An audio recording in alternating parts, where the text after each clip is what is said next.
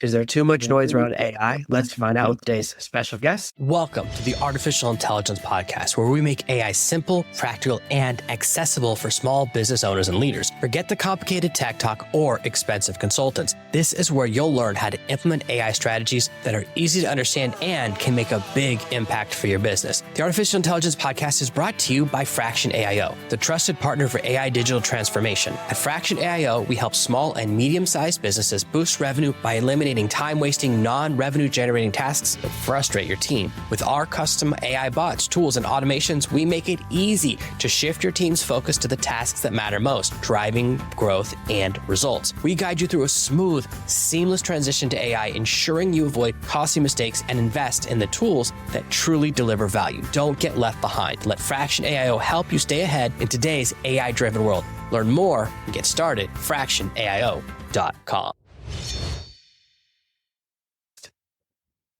I'm really interested, Fadi, in your perspective as someone who's been in the education world and now you've started doing more work with businesses, startups, and consulting. There's been a lot of challenges where the definition of AI has changed dramatically. When I was a child, an artificial intelligence was a sentient machine. And now we're using AI to describe things like smart word processors, image generators, spell checkers, simple automations. What has really happened to the definition of AI, and what can the academic world do to kind of solidify what AI actually means? Because first it was AI, then it was strong versus weak AI. Now we're saying AI has become AGI. All these words keep changing. How can people really know what we mean?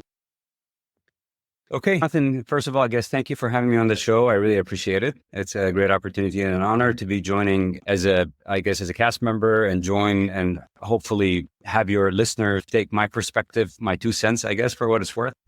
So I think just for entertainment purposes, I'll take you back to the late 80s, early 90s when I was actually going to NC State University here in Raleigh, North Carolina, and I was majoring in computer engineering. So we're talking about like hardcore engineering. There's like microprocessor design, and I minored in robotics and artificial intelligence. We know that the artificial intelligence has been around since the 50s. That's what we always say.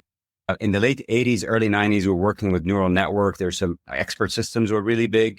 And we were also doing a lot of fuzzy logic, which disappeared. I think it's a discipline that's no longer around.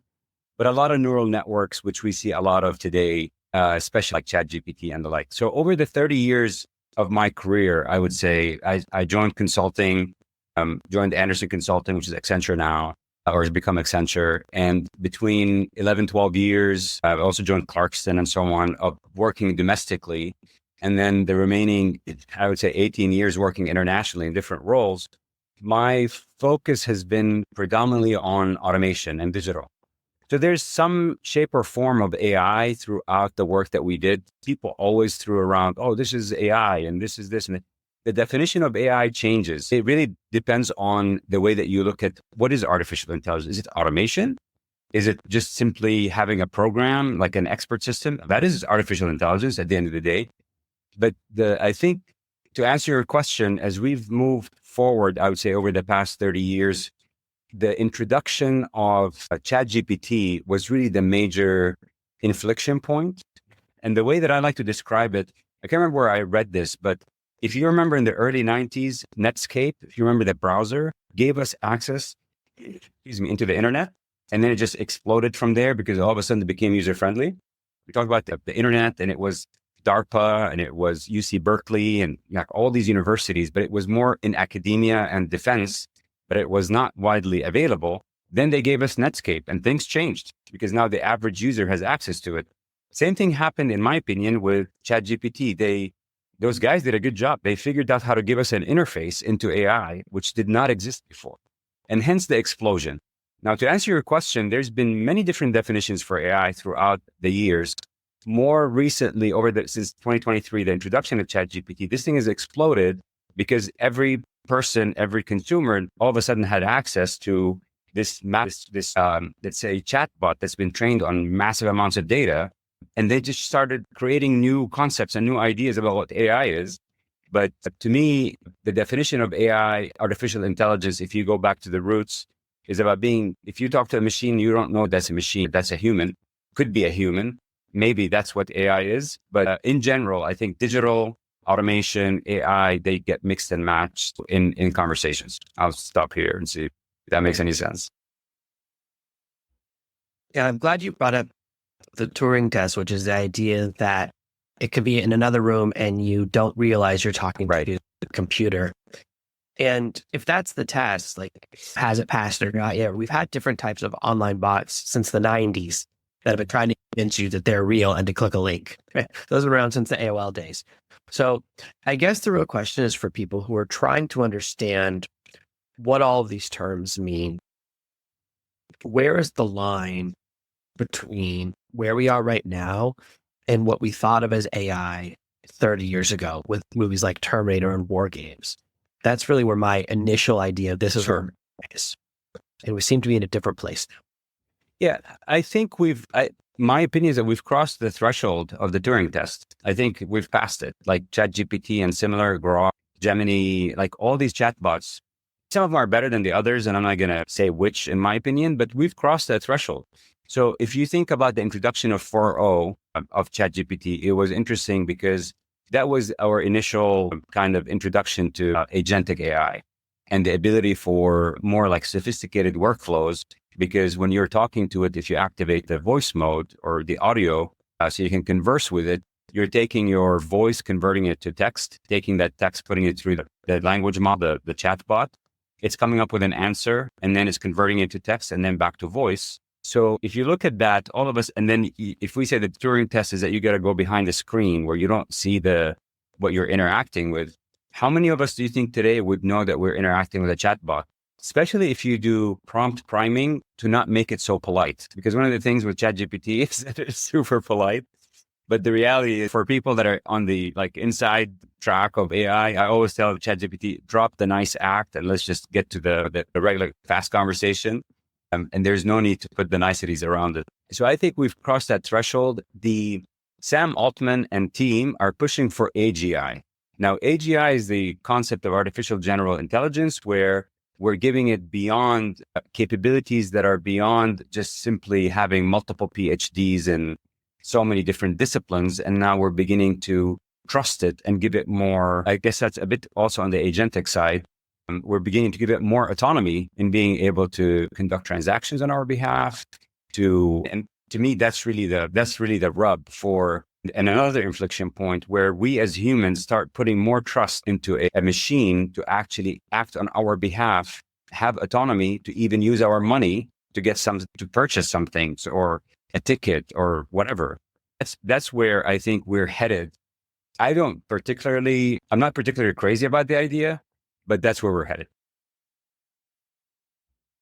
You brought up something really interesting there, which is how much do you really trust in AI? So many companies go, I want to use an AI chatbot for customer support. And I always ask the same question. I say, will you give it the power to initiate refunds? No, I would never, right? And that means every person talking to that chatbot knows it can't actually solve their problem. And then I ask another question, which is, have you ever had a good experience with someone else's customer service chatbot? No one ever says yes, right? No one ever has ever had a good experience. So this core problem is one of trust, because their fear is, what if the AI goes rogue and refunds everyone and all our money is gone, right? And it's, well, if you don't trust it with your money, why should we trust it with their money? And I certainly understand that. I remember we've got through these different phases of what we're willing to do with money, right? First, it was even buying something online. There are many people who have never made an online transaction. A large number of people who would never purchase online. And then mind-boggling, but yeah. For a long time, I was like, I'm someone who I'll buy through a computer, but not my phone. Only recently did I start doing transactions through my phone. And there are a lot of people now who they don't even bring out a credit card or money. The phone has their money in it, and they can do tap to pay and other different ways of using the phone as the core piece of their transaction, where the phone now controls all of their assets. So we are continuing to trust these tools more and more.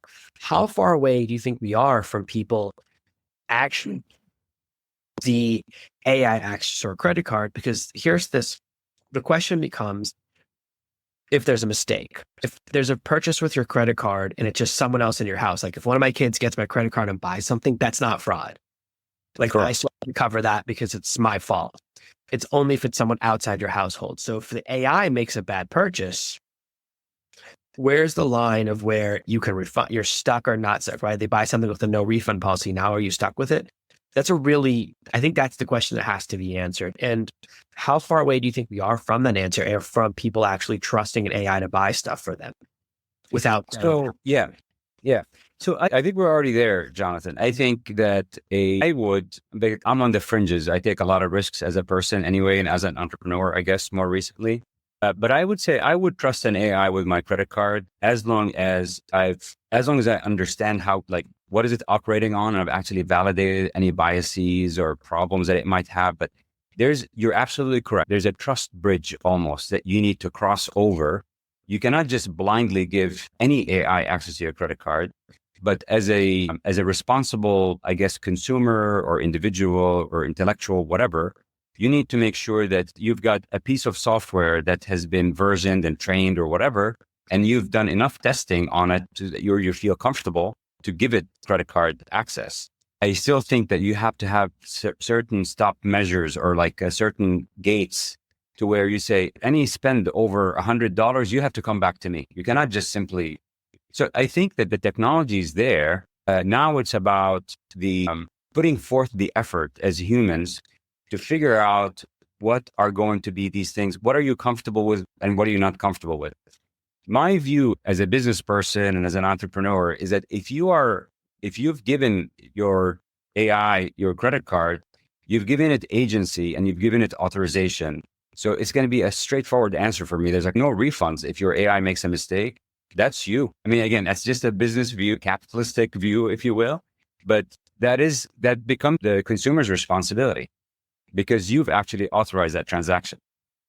Yeah, I think that you're right. So I posted something a while ago, a poll on LinkedIn, and I said, if you post something to Twitter that's offensive, and then you say, wait, ChatGPT wrote it, not me, are you no longer in trouble?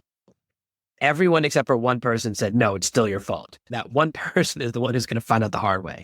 It's going to be the one person who lets the AI write something. And that's why I still believe it's critical to have that man in the middle moment where you're the final decision. The AI can set up the purchase, fill everything, and go, here's the order, this is the price.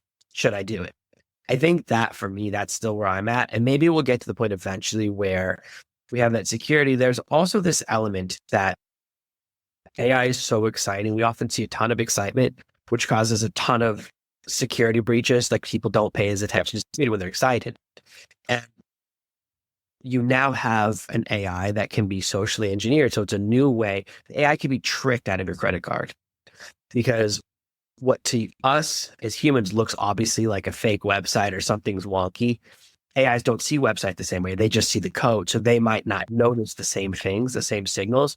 So you have these new vectors that you have to be aware of. And that's one of the big challenges with AI and with these tools, is that we're getting so excited so fast. I see this with a lot of companies. And we see a lot of companies, they give the chatbot too much information, and then someone can ask a question the right way. We've even seen people socially engineer the main chatbots from OpenAI, where they've gotten it to reveal its core coding. We've seen it happen with several other of the major AIs, where you ask a question the right way, and it tells you all the things, like it's the secret code name for the AI, and its hierarchy of laws, Asimov's 3 laws, like its rules of this and then this, and the different personalities. So even the most elite, the most expensive of AIs can be manipulated or tricked into saying different things. So I guess the real question for people, and this is, can you have an AI that you have total control over? So if you're just using authentic version of ChatGPT, it's still connected to their servers. The knowledge goes into it. So now your credit card isn't just on your computer, it's now in their server. That's the first challenge. If you have something that's totally local, well, then it's a different challenge. It's more secure, but it's not as smart. I think the direction of AI is moving towards smaller models. So I would rather have a model that's just inside my phone that works when I'm not connected to the internet. Because it's usually, I don't know about you, but when I most need it is when I don't have internet, when I'm lost or I'm in the woods. It feels like when you're in the woods, that's when you want to ask those questions. And if you have no signal, that's when you really want to know, how do I find light turns red? Is that a problem? Yeah, exactly. And a smaller model can be super useful for that. And so we're seeing some real cool things with the smaller models. I think that's the direction we're actually going to shift towards, because we've seen these huge models that are hundreds of terabytes or gigabytes. You need like 55 graphics cards to run. And while those are cool, they know so many things. And this kind of leads to this other question I wanted to ask you, which was, whenever they release a new AI, they release these graphs to show how much smarter it is than every other AI. And there's two types of graphs. The first is when they just compare it to their own models. They go, this is the new ChatGPT. Here's much better than the old ChatGPT. You go, oh, there's a reason they're not showing the other companies. It's not whatever Google has or whatever the other Anthropic has, right? Or they show, this is us versus Anthropic. And it's always, the scales are always, here's how good is it taking the LSAT. Here's how good is it taking the GMAT. And it's like, very rarely do I have a physics-based emergency. Like, I study trigonometry. I've never had a triangle in my life. Sure. Do I use trigonometry? It's actually massively, most of how I program is based on algebra. Like when I'm designing AI prompts in most of my work, it's all based on algebra, which I never thought I would use. And it's like how I solve problems. A times B equals C. If I know A and C, I can solve for B. That's how I do most of my work. But these tests we see, and they have these massive databases of stuff that's almost never comes up. I don't really need the entire history of philosophy in my phone. There's a certain amount of data, like medical stuff, maybe survival stuff. Although the things that are useful are actually really small compared to the entire history of human knowledge. So we build these really big models, but very rarely do we use any particular part. So I probably use a small like pie of that. And maybe you use a different sector because you have different expertise. But if you start to realize just the part you need, then you could probably fit that in a smaller model. Yeah. And I don't need physics. I don't need philosophy. There's probably a lot of other categories I don't need. So that allows you to get a smaller model that becomes remotely. And I think that is what. It's a very good question, Jonathan. It's funny actually that you were mentioning this, because I was having a conversation with a buddy of mine, actually. I can't remember if it was like a gentleman from Google or actual somebody else in industry, but we were talking about language models. No, actually it was a founder of a startup. He was working on a smaller language model that run on the phone for a particular reason, similar to the things that you have raised. I don't know. I've been around for a while, and I can tell you that I found that extremes on either end don't really materialize. Usually the answer is somewhere in the middle. So what I think we're going to see is a hybrid approach where you'll have, I don't know, that's just this opinion. I just came up with it here, like on the spot, just thinking through what you were saying. You're going to see some stuff happening on your phone, but then you're going to tap into a larger model that's running in the cloud. And I think developers are going to leverage both so that you have, and I think maybe some of the earlier conversation we're having around payment could be relegated, or could be actually, you specify that you only run this on the model that's on the phone, that is smaller, concise, that I trust fully, versus anything that's happening on the cloud. Potentially this evolution of a hybrid model as we start getting more and more sophisticated solutions out there. But one thing I wanted to just go back to the beginning of your conversation around customer agent bots not being that good. I don't know if you had a chance to look at I don't want to name, I was looking through I don't want to give any names, but you can just like Google search or ChatGPT or whatever your preferred chat bot to see what are the latest emerging voice chat bots that are out there.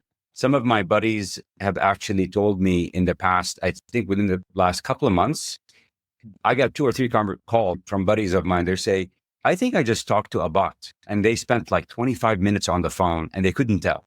And they finally just hung up when they realized that they might be talking to a bot. Jonathan, one of them was a job interview. The guy was just like, he was on the phone with I guess it was a bot, but he was on the phone for 20, 25 minutes.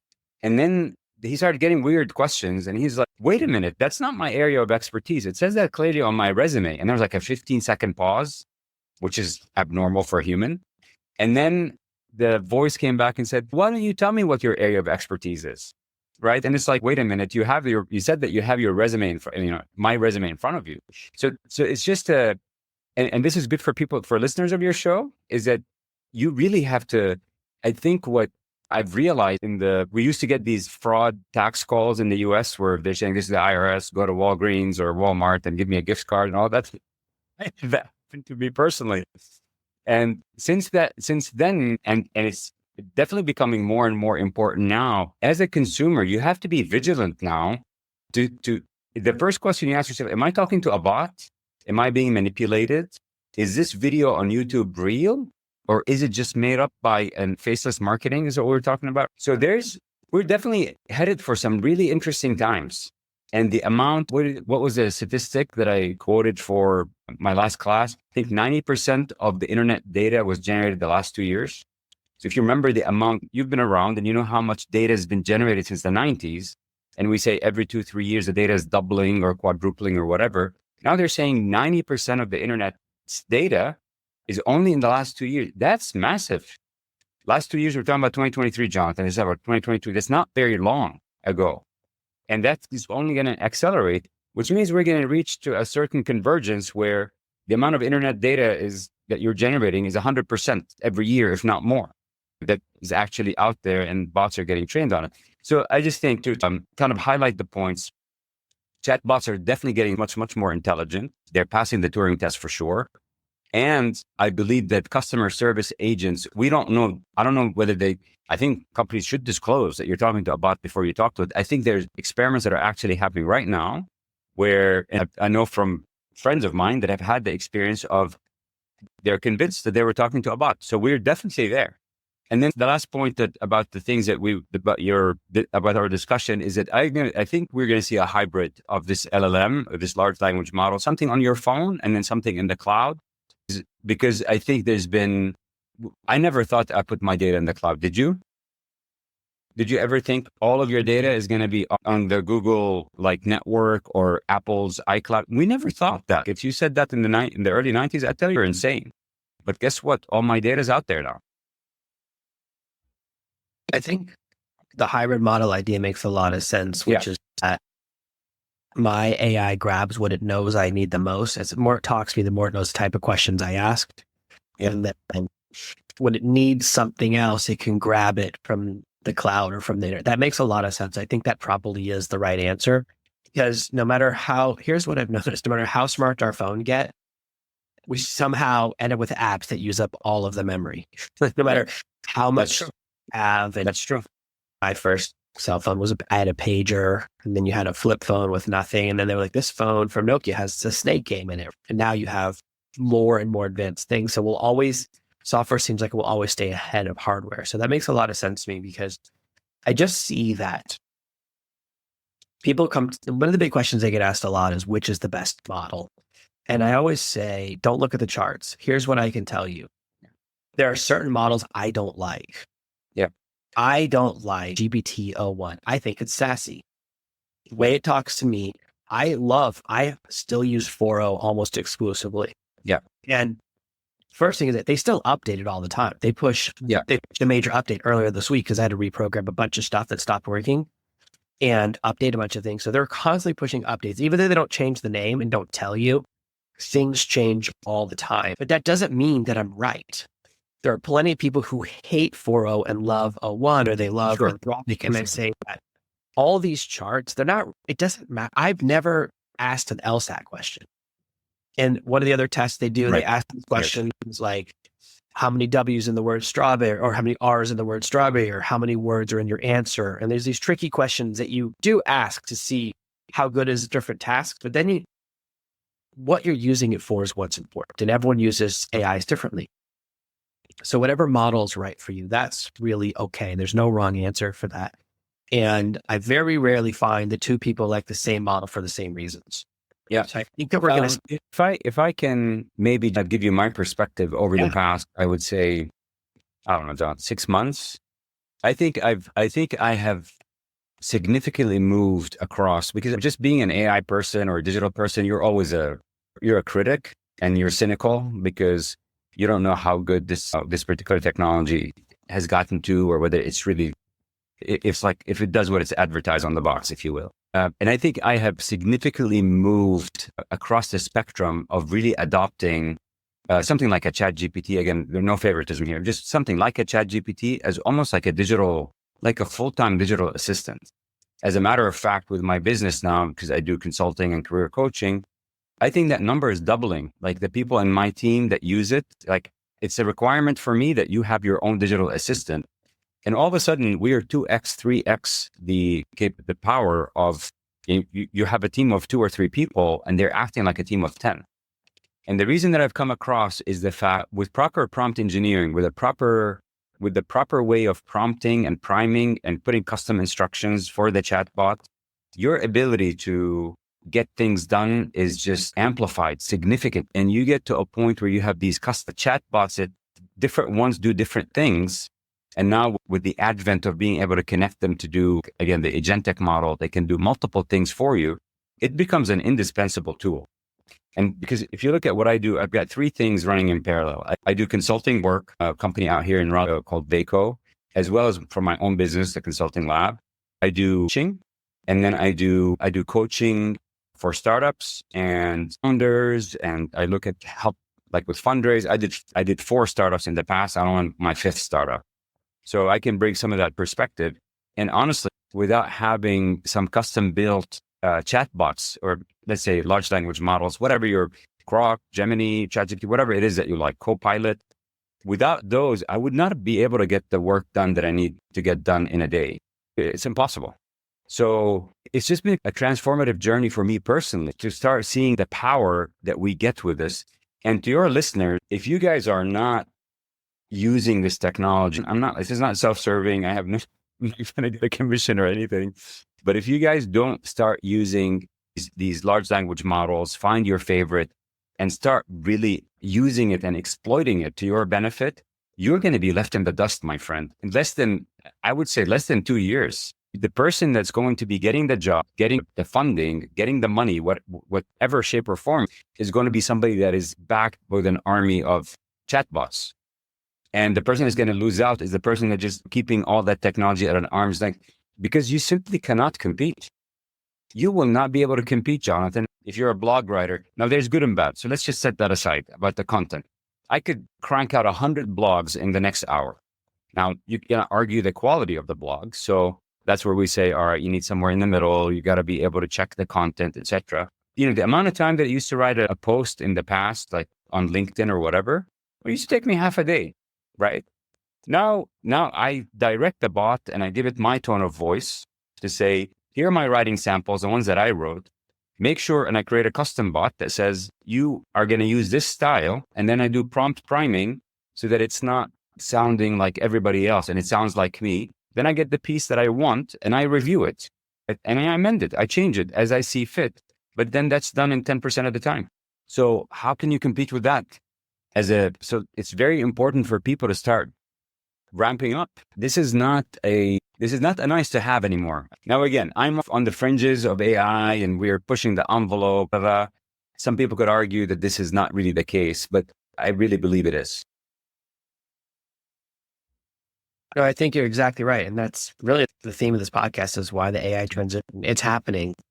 It's no longer if it's happening, it's just a question of how fast. Yeah, your podcast is spot on. And we need to have these deeper conversations. And I think you're doing that. And thanks for your show.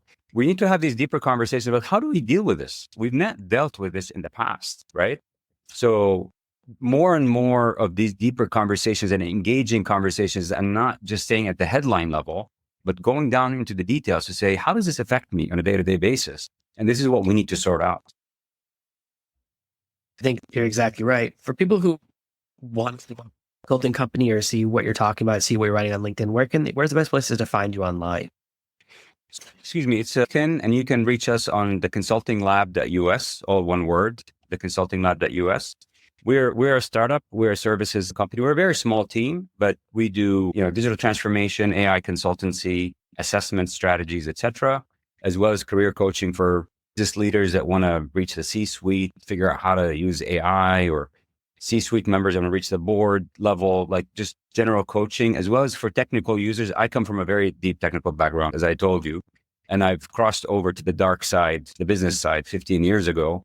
So I know both sides of the fence, and I can help technical leaders become more business adept at being able to speak business and relate to business so that their ideas are not so alien when they meet with business people.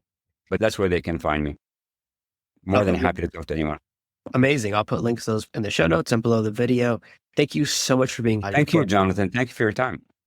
of the Artificial Intelligence Podcast. Bye, everyone. Thank you for listening to this week's episode of the Artificial Intelligence Podcast. Make sure to subscribe so you never miss another episode. We'll be back next Monday with more tips and strategies on how to leverage AI to grow your business and achieve better results. In the meantime, if you're curious about how AI can boost your business's revenue, head over to artificialintelligencepod.com/calculator. Use our AI revenue calculator to discover the potential impact AI can have on your bottom line. It's quick, easy, and might just change the way you think about your business. While you're there, catch up on past episodes, leave a review, and check out our socials.